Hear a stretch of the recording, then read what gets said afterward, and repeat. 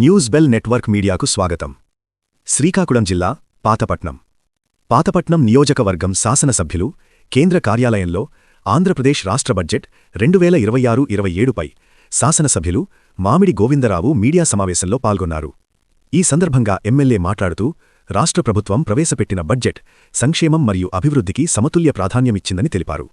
గ్రామీణాభివృద్ధి, వ్యవసాయం, విద్య, వైద్యం, పంచాయతీరాజ్, మున్సిపల్ పరిపాలన తదితర రంగాలకు పెద్ద మొత్తంలో నిధులు కేటాయించడం ద్వారా సమగ్ర అభివృద్ధికి బాటలు వేసిందన్నారు. బడ్జెట్లో రైతులకు, మహిళలకు, విద్యార్థులకు, బలహీన వర్గాలకు అనేక సంక్షేమ పథకాలు కొనసాగింపుతో పాటు కొత్త పథకాలకు కూడా నిధులు కేటాయించడం సంతోషకరమన్నారు. ఆరోగ్య రంగానికి భారీ కేటాయింపులు చేయడం ద్వారా పేదలకు మెరుగైన వైద్యసేవలు అందించే దిశగా ప్రభుత్వం అడుగులు వేస్తోందని చెప్పారు. అదేవిధంగా మౌలిక వసతుల అభివృద్ధి, రహదారులు, సాగునీరు, విద్యుత్, పారిశుద్ధ్యం రంగాల్లో నిధులు పెంపు చేయడం రాష్ట్ర ప్రగతికి దోహదం చేస్తుందని వివరించారు. రాష్ట్ర వృద్ధిరేటు పెంపు, ఆర్థిక స్థిరీకరణకు అనుగుణంగా సమగ్ర బడ్జెట్ రూపొందించబడిందని తెలిపారు. పేద, మధ్యతరగతి, రైతు, కార్మిక వర్గాల అభ్యున్నతే ఈ బడ్జెట్ ప్రధాన లక్ష్యమని, విజన్ 2047 దిశగా రాష్ట్రాన్ని అభివృద్ధి పథంలో నడిపించే బడ్జెట్ ఇదని ఎమ్మెల్యే పేర్కొన్నారు. ఈ సమావేశంలో 5 మండలాల పార్టీ అధ్యక్షులు, జెడ్పీటీసీ, పీఏసీఎస్ అధ్యక్షులు, మండల ఉపాధ్యక్షులు, ప్రధాన కార్యదర్శులు, వివిధ హోదాలో ఉన్న నాయకులు, కార్యకర్తలు పాల్గొన్నారు.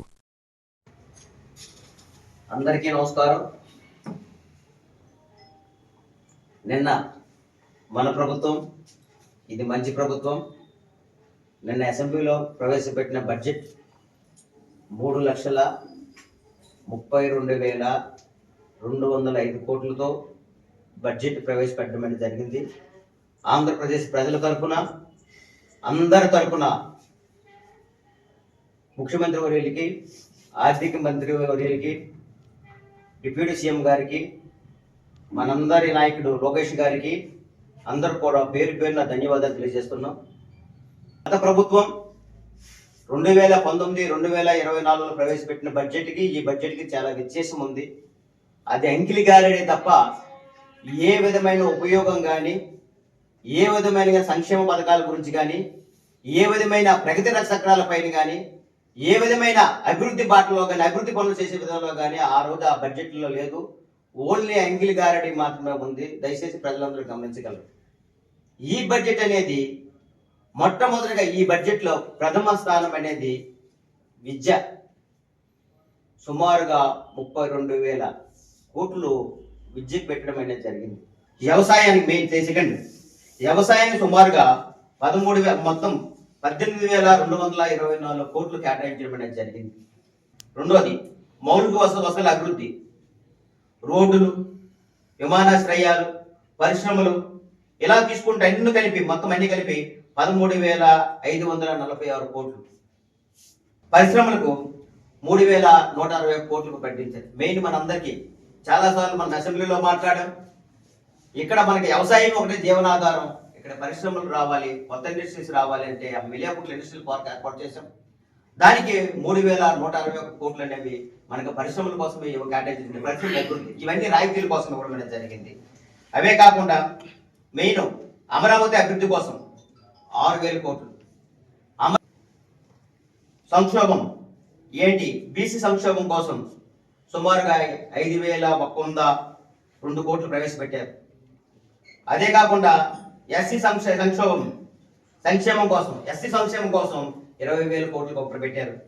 అదే ఎస్టీ సంక్షేమం కోసం 9,195 కోట్లు పెట్టారు. అంటే బీసీ సంక్షేమం, ఎస్సీ సంక్షేమం, ఎస్టీ సంక్షేమం, వివిధ వర్గాల సంక్షేమం కోసం టోటల్గా 6,090 కోట్లు, మైనారిటీ సంక్షేమం కోసం 6,090 కోట్లు ప్రవేశపెట్టారు. అంటే ఈ బడ్జెట్లో వివిధ వర్గాలకు అందరికీ సమన్యాయం, బీసీ, ఎస్సీ, ఎస్టీ, మైనారిటీ అందరికి కూడాను సమపాలులో సంక్షేమం కోసం, వాళ్ళ అభివృద్ధి కోసం ఎక్కడ ఏ ప్రభుత్వం కూడా ఇంతకుముందు గతంలో ఎలాంటి బడ్జెట్ ప్రవేశపెట్టలేదు. సమపాలులో కూడా ప్రవేశపెట్టడం అనేది జరిగింది. అందుకే ప్రజలందరూ గుర్తిస్తున్నారు ఈ ప్రభుత్వం మంచి ప్రభుత్వం. ఇలానే ఉంటే మరో 20 సంవత్సరాలు మనం అందరం కలిసి ఉంటే, ఇలాగే కూటమి ప్రభుత్వంలో 20 సంవత్సరాలు కలిసి ఉంటే ఆంధ్రప్రదేశ్ భారతదేశంలో నెంబర్ 1 స్థానంకి వెళ్తుంది. మెయిన్ ఇంపార్టెంట్ మీకు అందరికీ చెప్పాలి విషయం, 11.07% అభివృద్ధి రేట్లోకి వెళ్ళాం మన రాష్ట్రం. అంటే సామాన్య విషయం కాదు. మెయిన్ మనకి పెట్టుబడుల విషయంలో భారతదేశాన్ని మొత్తానికి 100% పెట్టుబడుల్లో 25 అంటే మొత్తం ఎన్ని రాష్ట్రాలు ఉన్నాయి? 28 రాష్ట్రాలు ఉన్నాయా? 29 రాష్ట్రాలు. 29 రాష్ట్రాల్లో అసలు యాక్చువల్గా 100% సర్దుకుంటే ఎంత వాట వస్తుంది? 5% వస్తుందో ఎంత వస్తుంది? 5% కూడా రాదు. అంటే అలాంటిది 25% పెట్టుబడులు మనకి ఇప్పుడు వచ్చాయి. ప్రజలకు తెలుసు, గతం వేరు ఇప్పుడు వేరు. ప్రజలు విజ్ఞానవంతులు, తెలివైన వాళ్ళు, ఎవరేం చేస్తారో తెలుసు కాబట్టి వాళ్ళ నిర్ణయం సరిగ్గా ఉంది, సరైన విధంగా టైంలో సరైనగా తీసుకుంటారని తెలియజేస్తూ మరొకసారి ఇక్కడ ఇచ్చేసిన అందరి నాయకులందరికీ హృదయపూర్వకంగా ధన్యవాదాలు తెలియజేసుకుంటూ ప్రజలందరి తరఫున, ఆంధ్రప్రదేశ్ ప్రజలందరి తరఫున సీఎం గారికి, ఆర్థిక మంత్రి వర్యులకి, డిప్యూటీ సీఎం గారికి, మన అందరి అభిమాన నాయకులు నారా లోకేష్ గారికి హృదయపూర్వకంగా ధన్యవాదాలు తెలియజేస్తున్నాం.